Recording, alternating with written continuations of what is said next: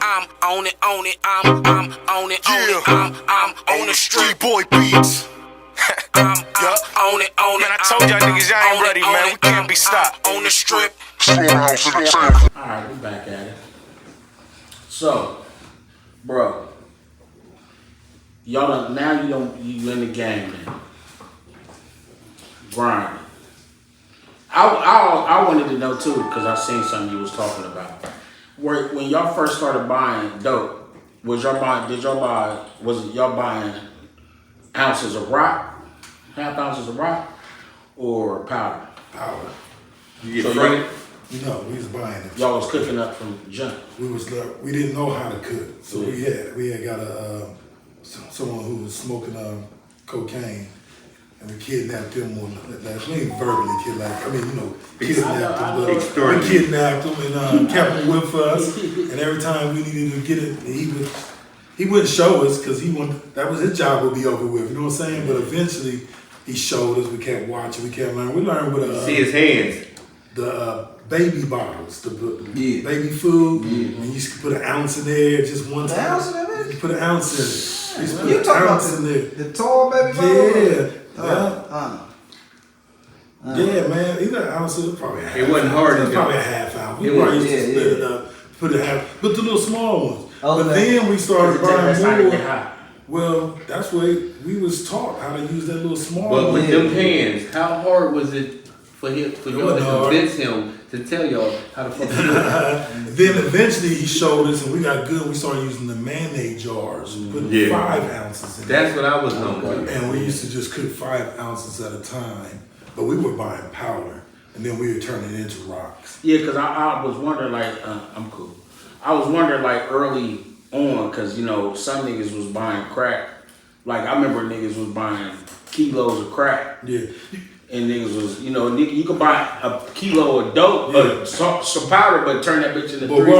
when me and Rodriguez was doing it, you didn't have nobody else young doing it. Wasn't nobody else buying, but wasn't nobody else selling rocks at our age. Because the game Rodriguez. came from You get 15-year-olds. what I'm saying? And so then when it started catching wave, because Rodrigo's family are in the gangs, Undercover Lovers, Dozen Cousins, they was gangs. So Rodrigo's was in gang life with his brothers and his cousins. So is Rodrigo from across the bridge? Rod is from all over too. Because I remember from, like, driving park and shit. Driving Park and right there, they bounced around.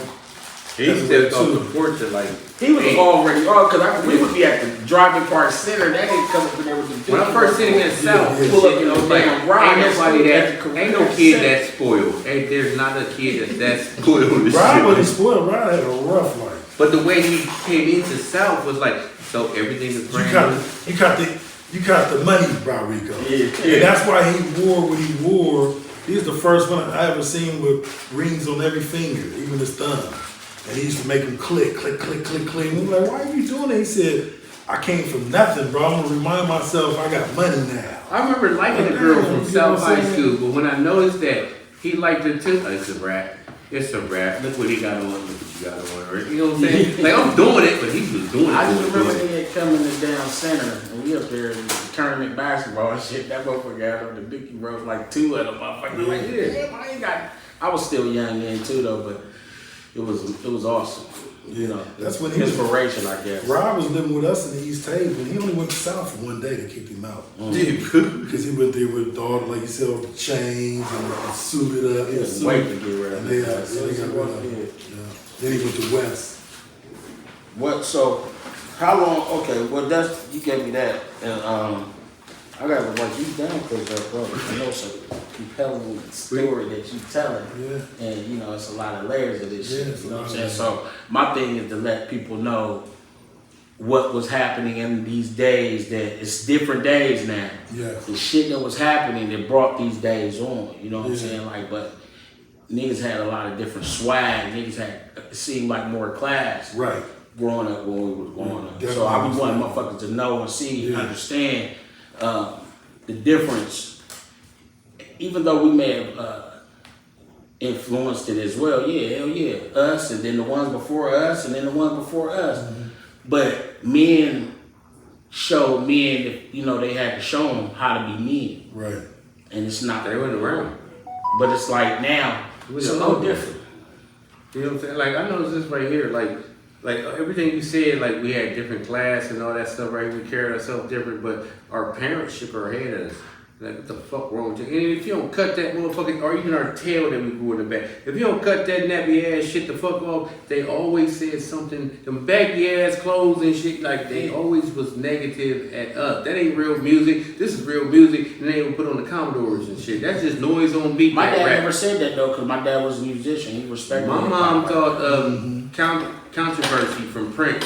My sister brother loves listening to that. Controversy. I don't know why she thought this, you know what I'm saying, but she was an ass beater. She heard count your pussy. Count your pussy. And that's what she's cussing my sisters out about. And I'm in my room and shit like, that don't even make sense, Mom. Count your pussy. You only got one. If you're a woman, you were born with one. So why would somebody make a song about count your pussy? But we weren't allowed to listen to Prince. Alright. So you and Roddy Rock think it's thieves. You say he lived with y'all for a minute. So I was just wondering, is that how him and your sister connected like that? You know what I'm saying? Wasn't Roddy Rock with your sister? Married to your sister? You said y'all was brother-in-law sister? Yeah, I'm married to his sister. Oh, okay. I apologize. That's a bad fact on my end. Oh, no worries. Yeah. You know what I'm saying? Yeah, I was married to Rodrigo's sister. I grew up kind of with him and whatnot. Him and I, we went to Barrick together, and then Yorktown. And then we kind of distanced ourselves. And then we ran back into one another, and that's when he mentioned, let's come up with this money and grab us something. And we opened up a spot. So what year was that? That was the summer of '87. 87. Yeah. I don't know why I thought it was 85-ish. Nah. It seemed like it did. I just remember where I was at. Wherever you was at, whatever year you come up with, wherever you was at. Like when you say 89, I know what the fuck I was doing in 89. Yeah. And we didn't wear biker shorts. Get the fuck out of here. You know what I'm saying? But I remember exactly where I was at. You know But I think because you know I remember Woods Maximum. That was about 88, 89. Okay, because I'm just saying I remember that Maximum. That motherfucker was hard. Oh, white man. I was 18. Then he like do it twice. He did something twice to it right. The first time it was all white with the gold rims, gold everything. And then yeah, that motherfucker was crazy. And we lived on Whittier then, and that's why I remember like damn. And then, but you know, I don't know. I guess I mixed up the years thinking it. Well, I ain't mixed that up. I just remember that motherfucking Maximum, that kid over there. That shit was crazy. So young niggas doing your thing. So and that's when he came home. I had to send him to California because Ryan used to be on drugs. He used to be on Primos real heavy. Oh, okay. See, when cocaine came out, like he was saying earlier, we all was testing it. Right. It was something that I would buy little 8 balls, little 16s, playing with it, thinking I was doing something, but shaving it down my damn self, mixing it in with the weed and things. But I was blessed not to get hooked because I always wanted money. You know what I'm saying? And you know what's crazy? Going through that, I remember being in middle school. My homeboy was in 8th grade. I was in the 7th. And I remember he was hustling for the Detroit boys then, right? And he used to, had the 1,000 sacks. And he used to always be like, "Shine, nigga." And I'd be like, "Nah, I'm good."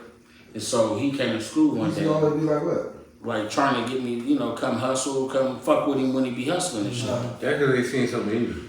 I watched him do that to somebody. Yeah, you know what I'm saying? But he was smoking Mo's. I found he was smoking Mo's and shit too. And he used to be like, he came to school one day. They came here. And was like, "Nigga, come to the bathroom with me. We can smoke a Mo." And I was like, "The fuck is that?" And I already tried the weed shit. You know what I'm saying? I was like, "What's a Primo?" Because the name sounded like it's supposed to be some good. Nigga was like, "It's like you take a little crack and put it in the well." Like, no. I'm going back to class. Like I was not on it. And only because my mom's dude was on dope. Because we didn't know what crack was. I knew what crack was. When Primo was going on, when they got down here, they don't have no customers. I'm talking past that. They was already here. So they had to turn us what I'm saying with the Primo, and when the Primo was going around, we did not know what crack was. You know I'm telling you, I knew what crack was. So addiction is a mental illness. You know what I'm saying? Like I knew what crack was if already. You got, and the nigga, I'm telling my nigga like, nah, I don't want to do it. If you got 50 motherfuckers in a room and you introduce them to liquor for the first time and shit, maybe 40% of them will become alcoholics. The other ones won't. Because mentally we're not that weak. So that's who was the primo. You know what I'm saying? It's motherfuckers that did primos that never turned into crackheads, but some of y'all was like, that got you hooked. Right. And that was their money and shit. We gotta turn you. But what I'm saying is, during that same time, I already knew what crack was. Right, I feel you. And when my homeboy approached me, my very good friend. Yeah, you is younger than us. Yeah, my very good friend approached me. Like my dude, I would, anything else I'd have did. You'd have been a different son. What year you say this? What year you think that was? 85. When I was in 84. 7th grade, so that had to be like 87, 88. Yeah, see, we was already ahead 10. Yeah, see, 84. for y'all to know that we was already doing it because, you know, no pat on my back or nothing. We was before everyone knew about the crack. It was older people that was getting the cocaine, putting it on the pipes, Right. and doing that. You know what I'm saying? Right. Then when And that it came from like then the when- PCP type Free shit. base. And then when it was free base, and then when it comes to us, Right. our age, we was the first one. Me and Rodriguez and my brother, we was the first ones. Then what happened is I got Tom Coates to be my lieutenant, and Tom Coates had the whole Main Street, Right. and he already had a gang called the Dozen Cousins, and I knew what I was doing. Tom used to smoke, and I challenged him. I said, "You ever can get off that? I'll pay you $1,000 a day." He said, "I can quit today." I said, "You can't quit today. If you can quit today, I'll pay you $1,000. I gave him a week. He came back a week, bro, cleaned up, bro, and I was with him ever since then. And I said to myself, if I can get him to clean himself up, he already got a team of dudes that look up to him. You get what I'm saying? And he ran the whole Main Street. Yeah. He came and we became partners. Well, he was my lieutenant. I paid him $1,000 a day. Actually, he made more money than that a day. Cause my spots, man, I was doing about 3 or 4 bricks a day in rocks. And how I got my clientele up is because I did double ups. Double ups, you come and buy a 25 piece, you get That's 2 fine. of them. You know what I'm saying? So you had dudes from the north end, from the Lincoln, Coming all the way out there. everybody would come to my spot and buy double ups and take back because they didn't know nothing about ounces, half ounces, quarter keys, half keys. And that's what made me ask you about the. We didn't know was it y'all either. buying crack. We didn't know. Was y'all buying We crack just buying ounces or powdered just ounces? powder. We buy one time when we bought a half ounce, we bought 2 ounces. We made enough to buy 2 ounces. Then we bought 6 ounces. Then we bought 12 ounces. And then we bought 20 ounces. Then we bought 30 ounces. Then we was buying 40 ounces. He'd get 20, I would get 20. And then we got plugged into this plug from California, older men. These was all older men. And once we started buying, he said, why don't y'all buy a brick? We're like, a brick? What's a brick? You know what I'm saying? They don't know what a brick is. We like, just give us 40 ounces. He like, oh, you don't know what a brick is? You're like, 36 ounces? He said, why y'all buying 40? You can just get it cheaper buying a whole brick. We're like, we don't know nothing about that, man. He want 20 of them, I want 20 of them. So a motherfucker was eating off y'all buying ounces. Killing at it. the He time. say that. They like, what? Busting niggas. busting our heads in, but this one man became our plug, man. He seen it. He was making so much money off it. I got to feel guilty. You know what I mean? I'm like, oh man, let me, because he seen that we was buying so much dope, bro. Like he was like, you know what? I'm gonna teach him. Yeah. And he started teaching us. You know what I'm saying? He started showing us like, this is half ounce, this is a whole ounce, and boom, boom, boom, boom. And next thing you know, Rob wanted a brick. I wanted a brick. Next thing you know, I'm buying 5. I'm buying 10 bricks. I'm 16, 17 coming Whatever with 300,000 or 400,000. You know what I'm saying? Cop. And that's what the older dudes used to look like. Well, hold on, how old are you? I'm 16. You want what? I want 5 of them. Because that's what the like grown man business is. Yeah. Like there used to be a section like grown man business, and like where nigga wasn't even supposed to be able to do shit like that at a certain age. I had older dudes, man. I'm not gonna put his name out there. Right. He's a legend, a deep legend. Someone I looked up to, man. Came and asked to borrow $250,000. I let him borrow for a week. He paid me back. He said, man, if I can do anything for you, man, you let me know, because you put me on. I didn't have it. I went to all my old heads, and no one turned me on and loaned me the money, but I loaned it to him. You know what I'm saying? Right. And sometimes you gotta give it back where it came from. yeah, they admire me, they respect us and all that, man. You know, I was on the shower posse case. I don't know if you had that. Nah, I didn't know that. I didn't have that. Oh, I was digging. I was trying to dig, but I Y'all familiar with the shower posse? Yeah. When they had knocked the shower posse here? Yeah. If they don't know, let them know. What is that? But let them know though. But okay, the shower posse was a gang from out of Jamaica, for real, but out of New York. Jamaica, Queens, New York. They came here, Doo-Doo, Gussie and them.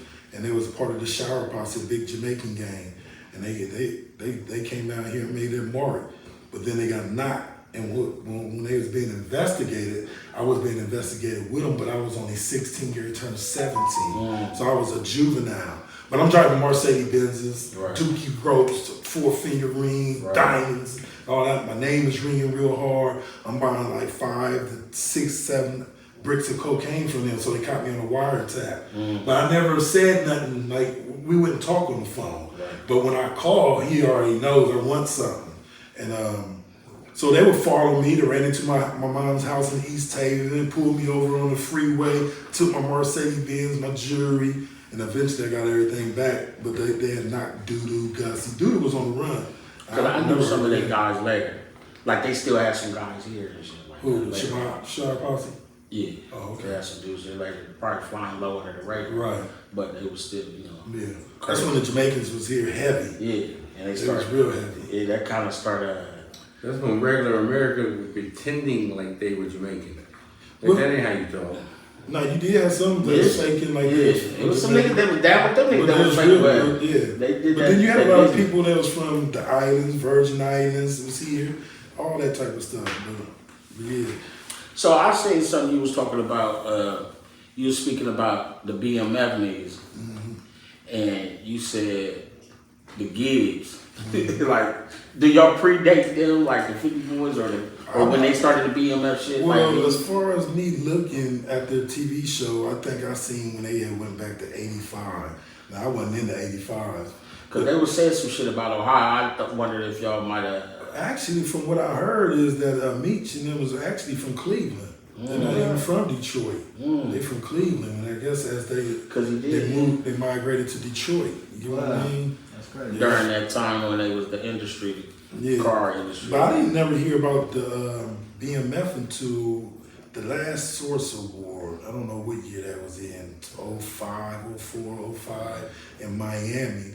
And that's when I ran into them. And I asked somebody, who was them? And they're like, oh, that's BMF. They take that from you and make it a bad thing. When in the beginning, remember, niggas wasn't going to jail at first and all that until it became a problem for them, until the war on drugs, until they want to be able to tax shit, to make things taxable. Crime bill. All that money into the economy. All that, they know all that shit when they drop that dope off. As soon as they decided, like, you know what, we're going to use that shit too. Yeah.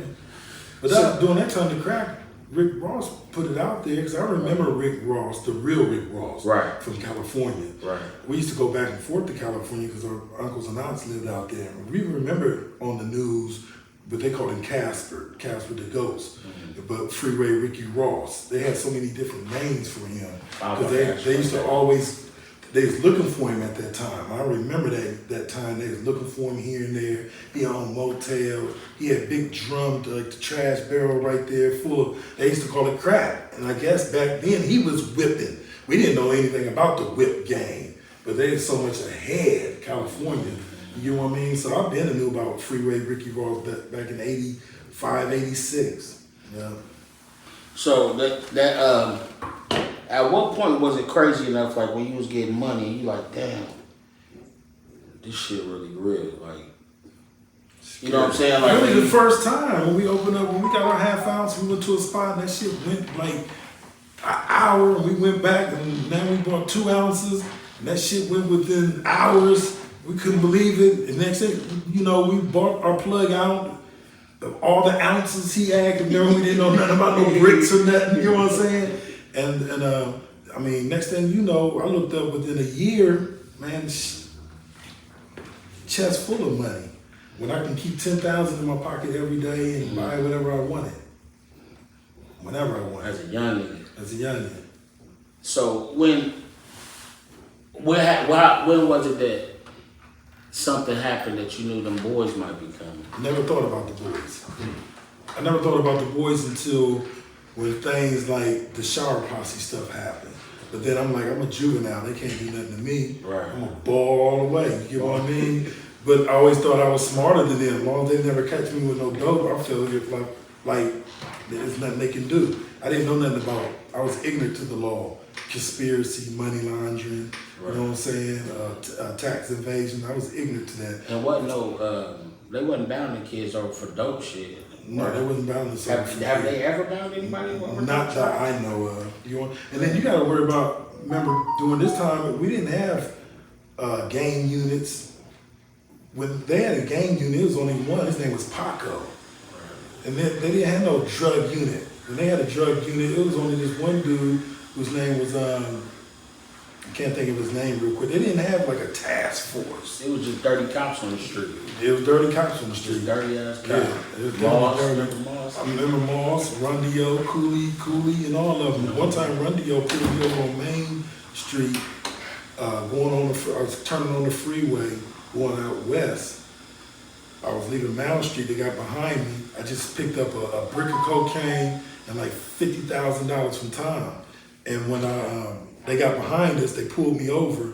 I stuffed a half a key underneath my dashboard and the money. And that's when I had a big sound system and whatnot. They pulled us over. They talked about turning the music up loud. They playing around.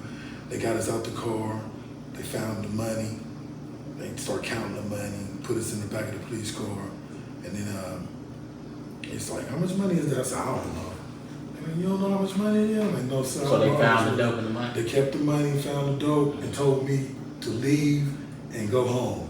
And when I got back into my car, my Mercedes-Benz, I had a 74 custom-made Mercedes-Benz. I had it all done up and all that. When I got back in the car, on my passenger seat was my brick of cocaine.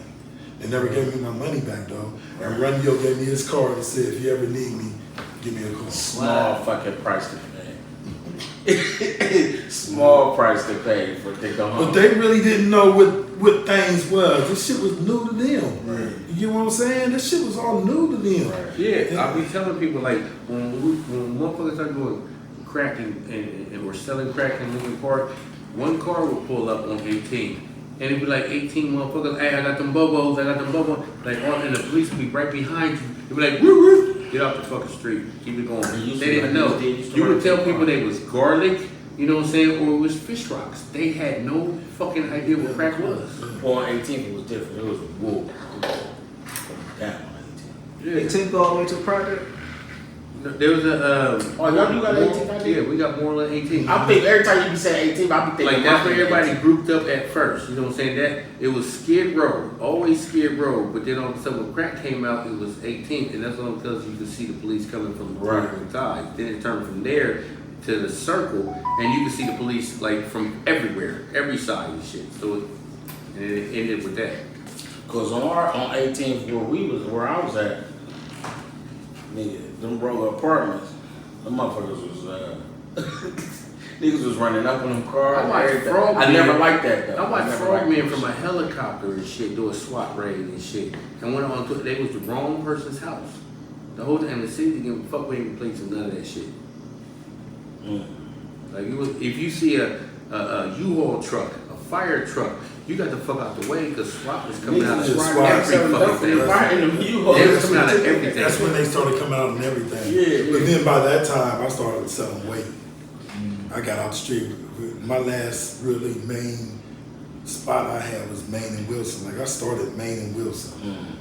The street, Main and Wilson, that all the geeks used to dry down. And I had about 10 workers out there, and I used to give them $1,000 sacks. Out of the $1,000 sack, just give me 800 back. Just pull it through. You know what I'm saying? And you keep 200. Yeah. And, you know, and I made thousands, hundreds of thousands on that street. And to go back to that, what I was speaking on about that, I remember he used to be like, "Shaw, man, when I get done with 1,000 sack, man, I'll roll me one up, nigga." And that'd be like my reward. I used to be like, nah, nigga. Like, nah, not to me. Take your money. I'm going to the crib, nigga. No doubt. I ain't want that. That's how I was. When they start asking me to spend my money, it's time for you to start spending your money, Mario. I said, well, this is when I quit. They're like, you can't smoke them. And you know what? This is how they saved me. They saved me like this. Because we used to hang out at the weed house. And there was another partner, OG, we used to look up to, and my little brother. What they'll do is, they'll go upstairs, fix the weed, and put all the cocaine at the end, and just a little dab in the front for me. They'll say, here, you go Then when you smoke half of it, give us. When you get to the middle, you give it to us. I used to smoking. But then when I seen theirs, the shit was all running with oil and all that. I'm like, I ain't getting none of that effect. But I'm glad they did that because they saved me. And then when they spent all their money, they're like, how much money you got? I'm like, oh, I'm good. They're like, dude, you can't smoke with us no more. We smoke all the time with you. You mean you can't? I'm like, I used to ride a bike, bro. I'm like, I'm done. I'm good. They're like, don't come back home. I'm like, I won't.